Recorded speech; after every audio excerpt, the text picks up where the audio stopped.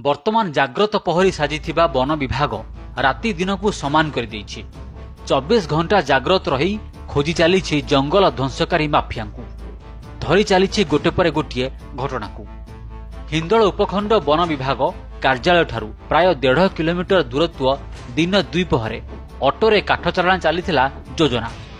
विश्वस्त सूत्रु खबर पाई सीज करथिले आनुमानिक 14 शिफ्ट शाल कंकड़ा कटा काठगंडी।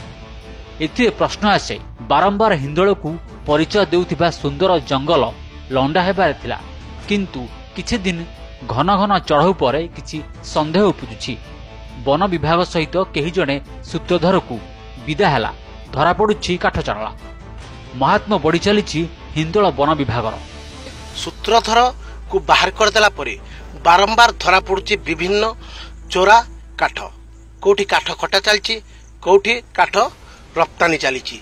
ये मध्य आज हिंदोल उपखंड धरा पड़ता काठ आम आखि आगे देखिपर। ये देखु शाल एवं कंगरा काठ केते मात्रा जबत होती।